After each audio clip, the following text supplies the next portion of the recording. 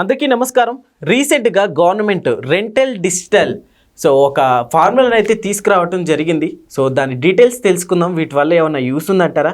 ప్రస్తుతం మనతోటి real estate expert legend TEDx speaker doctor Nandi Rameshwar Rao గారు ఉన్నారు. వెల్కమ్ చెప్దాం. Hello sir.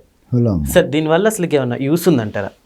Rental digital lease agreement అనేది ఇంగ్లీష్లో ఒక సామెత ఉంది, old bottle new wine. Okay, old bottle. So government ప్రతిసారి చెప్తూనే ఉంది, మీరు రెంటల్ అఫీషియల్గా రాసుకోండి, అమౌంట్ డిక్లేర్ చేయండి, గవర్నమెంట్ ట్యాక్స్ కట్టండి. 100కి 90% ఎవరు చేయరు. 5,000 లోపు అయితే అగ్రిమెంట్ అక్కర్లేదు. 5,000 అంటే నెలకి ఒక రెంట్ 5,000 కంటే తక్కువ అయితే ట్యాక్సిబుల్లో రాదు కాబట్టి అక్కర్లేదు. కాబట్టి 10,000, 20,000, 30,000 అంటే కంపల్సరీ గవర్నమెంట్కి ఒక టెనెంట్కి, ఒక ల్యాండ్ లార్డ్కి, టెనెంట్కి, ఓనర్కి మధ్య ఒక అగ్రిమెంట్ అనేది రాసుకోవాలి. ఇంతకుముందు రాసుకోమని చెప్పేవారు. ఇప్పుడు ఒక స్టెప్ ముందుకెళ్ళి నరేంద్ర మోడీ గారు ఏది తీసుకున్నా చాలా ఆలోచించి చాలా అనుభవంతో తీసుకుంటారు. నరేంద్ర మోడీ గారు పిఎం అయినప్పుడు 5% ఆన్లైన్ ట్రాన్సాక్షన్ ఉంది, అవునా కదా? ఇప్పుడు ఎంత ఉంది? 95% ఉంది. సో గడిచిన 10-11 సంవత్సరాల్లో స్లోగా మన ఇన్కమ్ అన్నీ కూడా వైట్ చేసేస్తున్నాయి.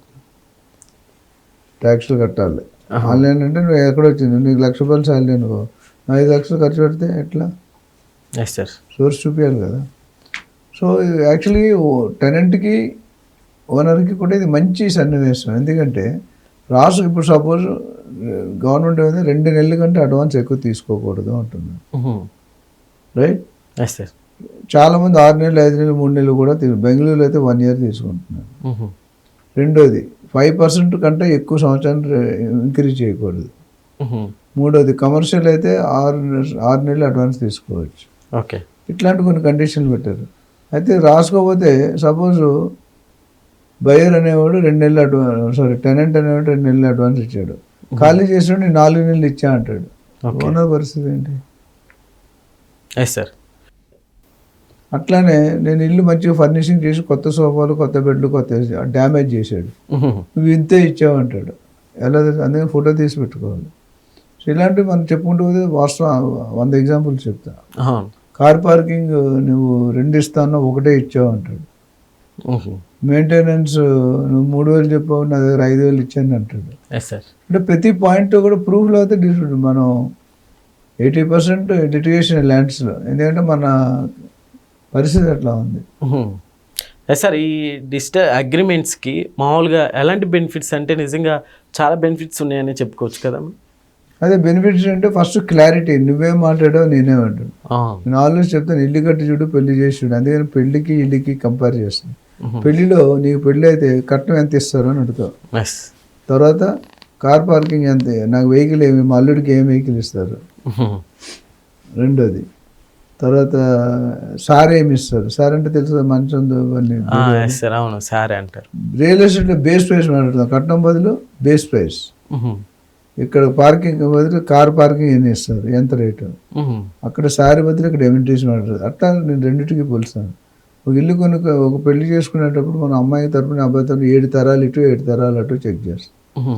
ఇక్కడ ఎందుకంటే చెక్ చేయకపోతే క్వాలిటీ ఎలాంటిది, అంటే మనిషి క్యారెక్టర్ ఎలాంటిది, ఫ్యామిలీ ఎలాంటిది, బ్యాక్గ్రౌండ్ ఎలాంటిది, వీటి మీద ఏమైనా గొడవలు ఉన్నాయా, ఇష్టం ఉందా అని చెప్తారు.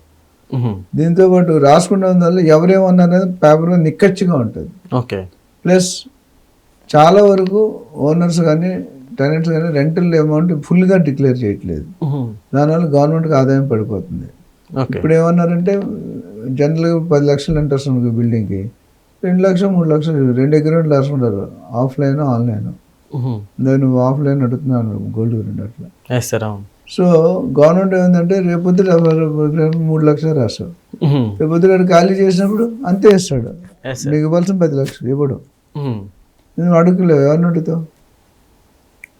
అవును. అయితే ఇప్పుడు రెంటల్ డిజిటల్ అగ్రిమెంట్ అనేది గతంలో కూడా ఉందంటారు సార్? ఇప్పుడు లేదు, గతంలో అగ్రిమెంట్ రాసుకోమని చెప్పారు. Rental digital agreement, lease agreement అనేది కొత్తగా అమలు పరచడానికి స్ట్రిక్ట్ రూల్స్ పెట్టారు, జియో. దాని గురించి ఇప్పుడు చర్చ జరుగుతుంది. కొంతమంది విభేదిస్తారు, కొంతమంది ఓకే అంటారు, కొంతమంది నాట్ ఓకే అంటారు.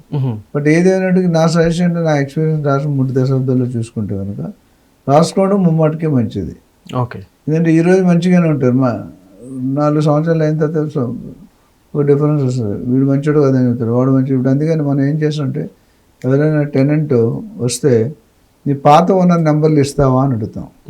అవును. వాడు ఎప్పుడు ఇంకొన్ని జంటలు ఎట్లంటే కొద్దిగా 20-30 సంవత్సరాల్లో అమ్మాయి అబ్బాయి కలిసి ఇల్లు తీసుకుంటారు. సడన్గా సాయంత్రం 5 గంటలకు వచ్చి 6 గంటలకు అడ్వాన్స్ ఇచ్చేస్తాడు. అది అలాంటి వాళ్ళకి మీరు రెండోసారి ఆలోచించాలి ఇచ్చాడు. ఎందుకంటే వాడు ఏదో స్కామ్ చేసే వస్తున్నాడు. ఇల్లు చూసుకుంటే 2 నెలలు 3 నెలలు ముందు చూస్తున్నావా లేదా? సడన్గా గంటలు వేస్తున్నాడంటే వాడి మీద డౌట్ చేయాలి. కొన్ని జెన్యున్ కేసెస్ ఉండొచ్చు, బట్ 90% ఫ్రాడ్ కేసెస్ ఉంటాయి. ఏ లవ్ అఫేరో, లేకపోతే ఏ కొట్లాటో, లేకపోతే ఓనర్తో దెబ్బలాడో, అక్కడైతే దొంగతనం సంథింగ్, అందరూ కాదు, కొంత పోర్షన్. సో ఈ రెంటల్ అగ్రిమెంట్ వాళ్ళు ఉంటే అటు గవర్నమెంట్కి బెనిఫిటే, ఇటు టెనెంట్కి బెనిఫిటే, అటు బయర్కి మన ల్యాండ్ లార్డ్కి బెనిఫిటే. Okay okay okay sir, thank you.